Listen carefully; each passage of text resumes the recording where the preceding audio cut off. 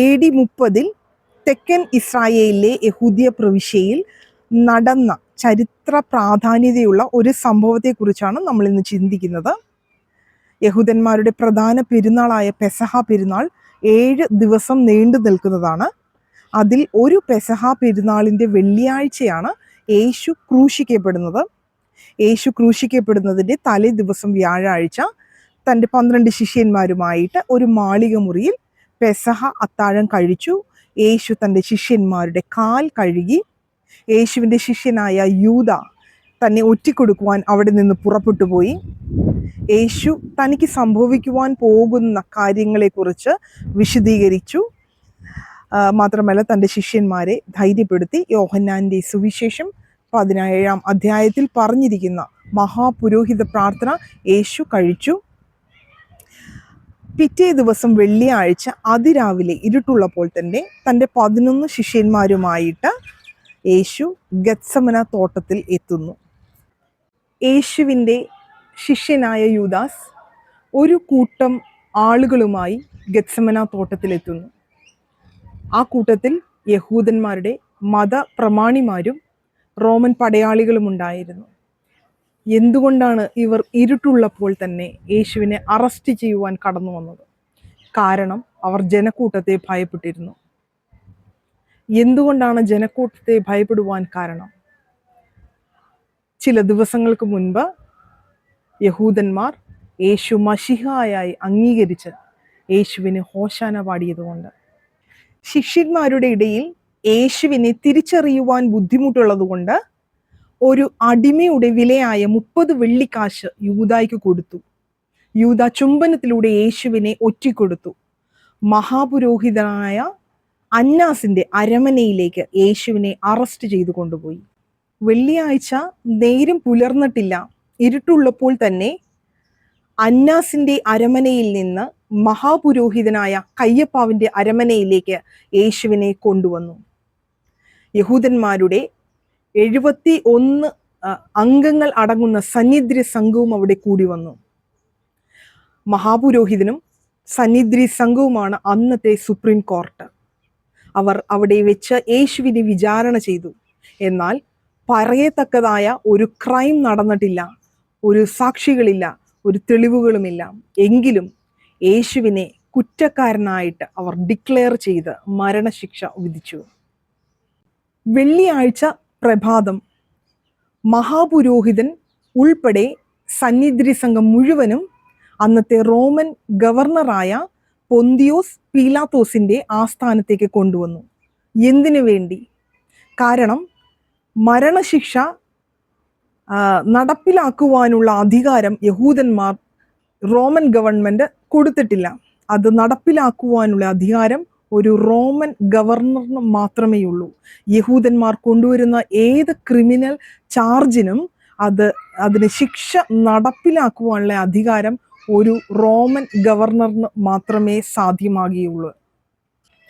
അവർ പീലാത്തോസിന്റെ ആസ്ഥാനത്തിന് പുറത്തു നിന്നു. എന്തുകൊണ്ട്? കാരണം അവർ അകത്ത് കടന്നാൽ അശുദ്ധരായിത്തീരും. അവർ അശുദ്ധരായി തീർന്നാൽ അവർക്ക് പെസഹ ആചരിക്കുവാൻ കഴിയുകയില്ല. കാരണം യഹൂദന്മാരുടെ പെസഹ നടക്കുന്ന ഉത്സവം ആചരിക്കുന്ന ആഴ്ചയായിരുന്നു അത്. യോഹന്നാന്റെ സുവിശേഷം 18-ാം അധ്യായം 28 മുതൽ 32 വരെയുള്ള വാക്യങ്ങൾ. പുലർച്ചയ്ക്ക് അവർ യേശുവിനെ കയ്യഫാവിന്റെ അടുക്കൽ നിന്ന് ആസ്ഥാനത്തിലേക്ക് കൊണ്ടുപോയി. തങ്ങൾ അശുദ്ധമാകാതെ പെസഹ കഴിപ്പാൻ തക്കവണ്ണം ആസ്ഥാനത്തിൽ കടന്നില്ല. പീലാത്തോസ് അവരുടെ അടുക്കൽ പുറത്തു വന്നു. ഈ മനുഷ്യന്റെ നേരെ എന്ത് കുറ്റം ബോധിപ്പിക്കുന്നു എന്ന് ചോദിച്ചു.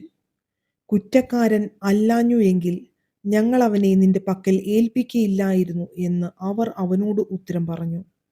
പീലാത്തോസ് അവരോട്, നിങ്ങൾ അവനെ കൊണ്ടുപോയി നിങ്ങളുടെ ന്യായപ്രമാണ പ്രകാരം വിധിപ്പീൻ എന്ന് പറഞ്ഞതിന് യഹൂദന്മാർ അവനോട്, മരണശിക്ഷയ്ക്കുള്ള അധികാരം ഞങ്ങൾക്കില്ലല്ലോ എന്ന് പറഞ്ഞു.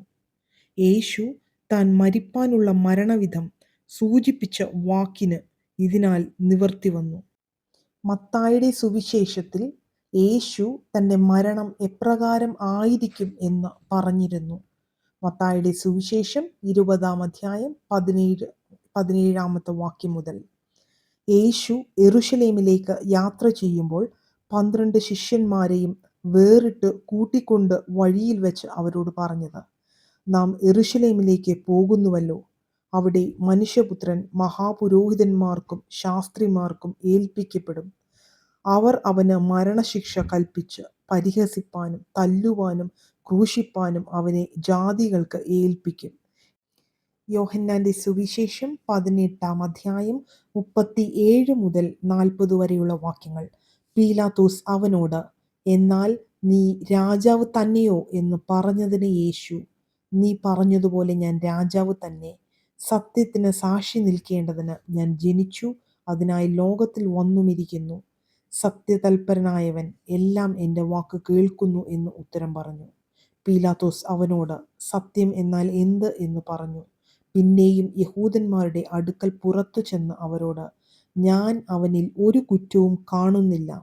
എന്നാൽ പെസഹായിൽ ഞാൻ നിങ്ങൾക്ക് ഒരുത്തനെ വിട്ടുതരിക പതിവുണ്ടല്ലോ. യഹൂദന്മാരുടെ രാജാവിനെ വിട്ടുതരുന്നത് സമ്മതമോ എന്ന് ചോദിച്ചതിന് അവർ പിന്നെയും, ഇവനെ വേണ്ട, ബറബാസിനെ മതി എന്ന് നിലവിളിച്ചു പറഞ്ഞു.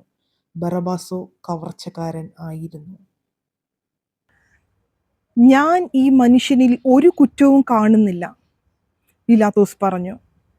കാരണം ഒരു ക്രൈം നടന്നിട്ടില്ല, തെളിവുകളില്ല, സാക്ഷികളില്ല. എങ്കിലും അവനെ കൊന്നുകളയണമെന്നുള്ള യഹൂദന്മാരുടെ പ്രഷർ പൊന്തിയോസ് പീലാത്തോസിന്റെ മേൽ അധികമായി കൂടി വന്നു. ഈ ഒരു സാഹചര്യത്തിൽ നിന്ന് രക്ഷപ്പെടുവാൻ പീലാത്തോസ് 3 പ്രൊപ്പോസൽസ് ഈ ആർക്കുന്ന ജനത്തിൻ്റെ മുൻപാകെ വെക്കുകയാണ്. അതിൽ ഒന്ന്, യഹൂദന്മാരോട് നിങ്ങളുടെ ന്യായപ്രമാണ പ്രകാരം തന്നെ നിങ്ങൾ അവനെ കൊന്നുകളക.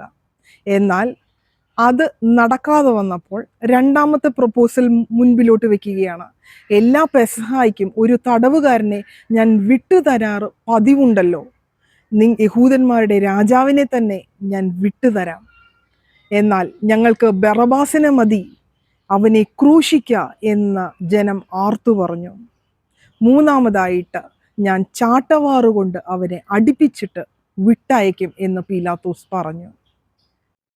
യോഹന്നാന്റെ സുവിശേഷം 19-ാം അധ്യായം 1 മുതലുള്ള വാക്യങ്ങൾ. അനന്തരം പീലാത്തോസ് യേശുവിനെ കൊണ്ടുപോയി വാറുകൊണ്ട് അടിപ്പിച്ചു. പടയാളികൾ മുള്ളുകൊണ്ട് ഒരു കിരീടം മെടഞ്ഞ് അവന്റെ തലയിൽ വെച്ചു ധൂമ്രവസ്ത്രം ധരിപ്പിച്ചു. അവന്റെ അടുക്കൽ ചെന്ന്, യഹൂദന്മാരുടെ രാജാവേ, ജയ ജയ എന്ന് പറഞ്ഞ് അവനെ കന്നത്തടിച്ചു. പീലാത്തോസ് പിന്നെയും പുറത്തു വന്ന്, ഞാൻ അവനിൽ ഒരു കുറ്റവും കാണുന്നില്ല എന്ന് നിങ്ങൾ അറിയേണ്ടതിന് അവനെ നിങ്ങളുടെ അടുക്കൽ ഇതാ പുറത്തു കൊണ്ടുവരുന്നു എന്ന് പറഞ്ഞു. അങ്ങനെ യേശു മുൾക്കിരീടവും ധൂമ്രവസ്ത്രവും ധരിച്ചു പുറത്തു വന്നു. പീലാത്തോസ് അവനോട്, ആ മനുഷ്യൻ ഇതാ എന്ന് പറഞ്ഞു. പീലാത്തോസ് എന്തിന് ഇത് ചെയ്തു? കാരണം ഒരു കുറ്റവും ചെയ്യാത്ത ഈ മനുഷ്യനെ തനിക്ക് കൊല്ലണ്ട, എന്നാൽ യഹൂദന്മാരുടെ പ്രീതി തനിക്ക് സമ്പാദിക്കുകയും വേണം. അതുകൊണ്ട് ചാട്ടവാറിനാൽ അടിയേൽക്കപ്പെട്ടവനായി മുൾക്കിരീടം ധരിക്കപ്പെട്ടവനായ ഈ യേശുവിനെ യഹൂദന്മാരുടെ മുൻപിൽ കൊണ്ട് നിർത്തി. ശരീരം മുഴുവനും കീറപ്പെട്ടവനായി, തലയിൽ നിന്ന് രക്തം ചാലുപോലെ ഒഴുകപ്പെട്ടവനായ ഈ മനുഷ്യനെ കണ്ടാലെങ്കിലും യഹൂദന്മാർക്ക് കരുണ തോന്നുമെന്ന് പീലാത്തോസ് കരുതി.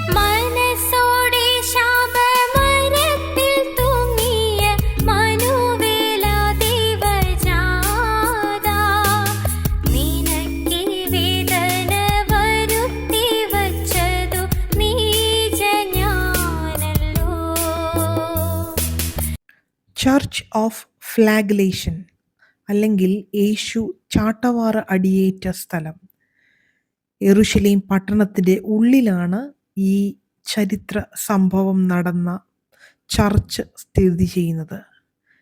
ഇവിടെ വെച്ചാണ് പൊന്തിയോസ് പീലാത്തോസിൻ്റെ നിർദ്ദേശപ്രകാരം യേശു ചാട്ടവാറിനാൽ അടിയേറ്റതും തലയിൽ മുൾക്കിരീടം അണിഞ്ഞതും റോമൻ പടയാളികളാൽ പരിഹസിക്കപ്പെട്ടതും. വയ ഡൊലറൂസ അല്ലെങ്കിൽ കുരിശിൻ്റെ വഴിയുടെ സെക്കൻഡ് സ്റ്റേഷനാണ് ഈ ചർച്ച്.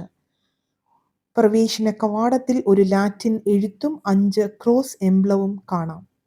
ചാപ്പലിൻ്റെ മുൻവാതിലിൻ്റെ കവാടം ഡിസൈൻ ചെയ്തിരിക്കുന്നത് യേശുവിൻ്റെ തലയിൽ തറച്ച മുൾക്കിരീടത്തിനെ സൂചിപ്പിക്കുന്നു. ഈ സ്ഥലത്തു വെച്ചാണ് യേശുവിൻ്റെ തലയിൽ മുൾക്കിരീടം തറച്ചത്. ഫ്ലോർ ഡിസൈൻ ചെയ്തിരിക്കുന്നത് ഇറ്റാലിയൻ ആർക്കിടെക്റ്റ് അന്റോണിയോ ബർലൂസിയാണ്. സ്റ്റോൺ കളർ പാലറ്റിൽ ജിയോമെട്രിക് ഡിസൈനോടു കൂടിയ ഫ്ലാഗ് സ്റ്റോൺ ആണ് ഉപയോഗിച്ചിരിക്കുന്നത്. മുൾക്കിരീടത്തിൻ്റെ ഒരു ഗോൾഡൻ മൊസൈക്ക് ഡോം ആണ് അൾത്താരയുടെ മേൽക്കൂരയായിട്ട് ഉപയോഗിച്ചിരിക്കുന്നത്. അൾത്താരയുടെ ഇടതുഭാഗത്ത് സ്ഥാപിച്ചിരിക്കുന്ന സ്റ്റെയിൻഡ് ഗ്ലാസിലെ ചിത്രം ഈ നീതിമാന്റെ രക്തത്തിൽ എനിക്ക് പങ്കില്ല എന്ന് പറഞ്ഞ് പീലാത്തോസ് കൈകഴുകുന്നതാണ്. അൾത്താരയുടെ വലതുഭാഗത്ത് സ്ഥാപിച്ചിരിക്കുന്ന സ്റ്റെയിൻഡ് ഗ്ലാസിലെ ചിത്രം യേശുവിനെ ക്രൂശിക്കുവാൻ ഏൽപ്പിക്കുന്നതും ബറബാസിനെ വിട്ടുകൊടുക്കുന്ന ചിത്രമാണ്.